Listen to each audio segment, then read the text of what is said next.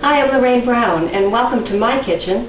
And before I start, I just want to say thank you so much, Paula Dean and Philadelphia Cream Cheese, for making this opportunity available for me to share one of my favorite recipes with you.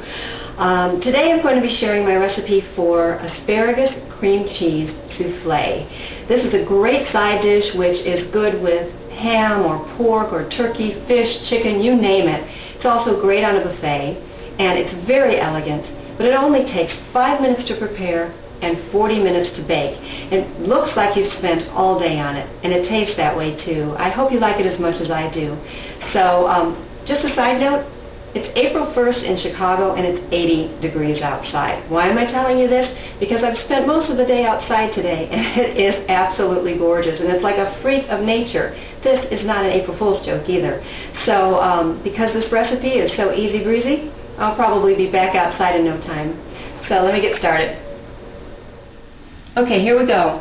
I have 4 eggs already separated. I've got my yolks right here, to which I will add 8 ounces of Philadelphia cream cheese and mix that in. It's nice and soft, so it'll mix really well. Very easy. And then I will add also about a half a cup of shredded sharp cheddar cheese. By the way, the cream cheese that I'm using in this recipe is 1/3 less fat.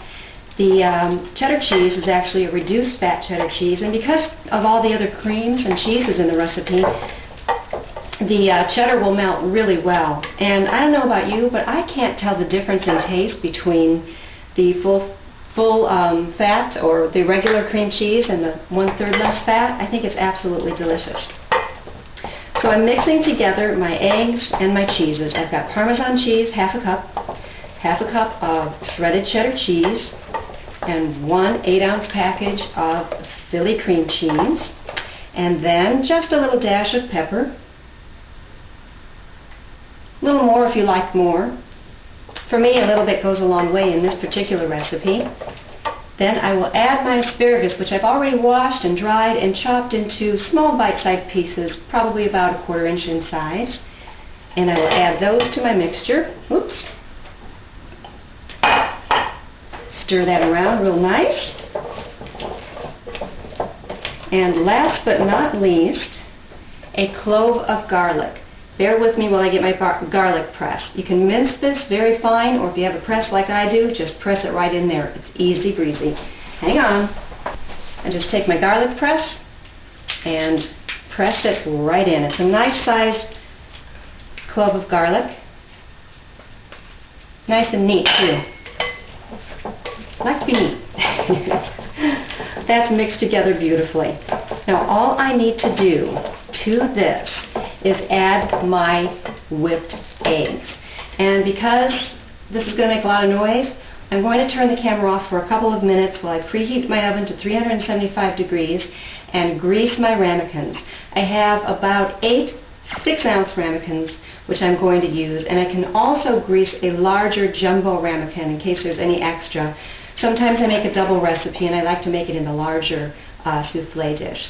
So I'm going to turn this on for about 2 minutes until stiff peaks form on the whites, and then I'm just going to combine it. Be right back. All right, beautiful stiff peaks on these egg whites. Perfect. They're ready to fold in. All I have to do is very gently fold them into my cream cheese and egg yolk mixture, and make sure that you gently fold them in so that you avoid breaking up the egg whites. Nice and fluffy. And after you gently fold these in, then you will spoon them into your ramekins, and they're ready to go. Beautiful, beautiful, beautiful. I just want to get that last bit of egg yolk off of there, and that is really a good thing. Okay.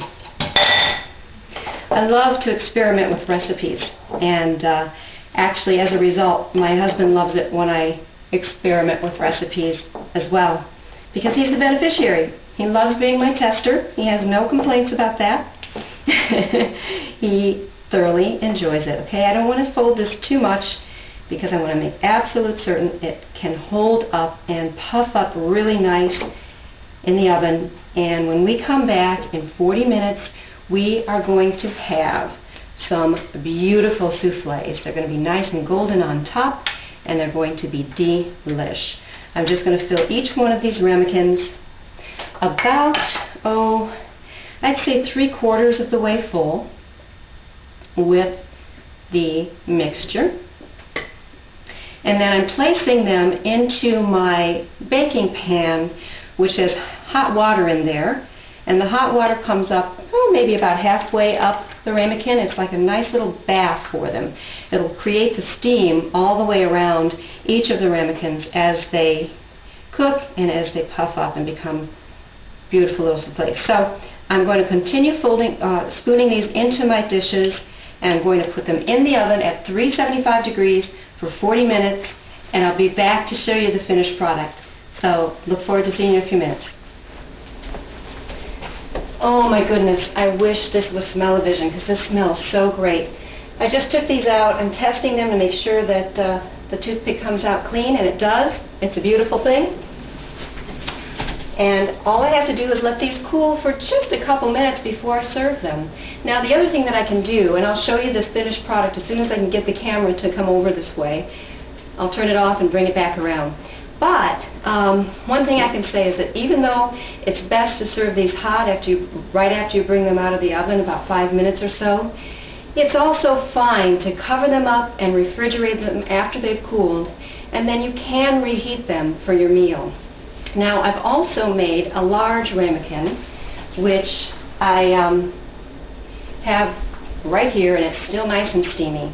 This size is great as well. Let me bring it over here. Because you can also just take spoonfuls of this and microwave them with your next meal. It's great as a leftover. So just FYI, can you see it? I hope you can get a good look at these. They are gorgeous. And you know, 5 minutes to prepare, 40 minutes to bake, and you've got a beautiful side dish that looks like you took all day to make.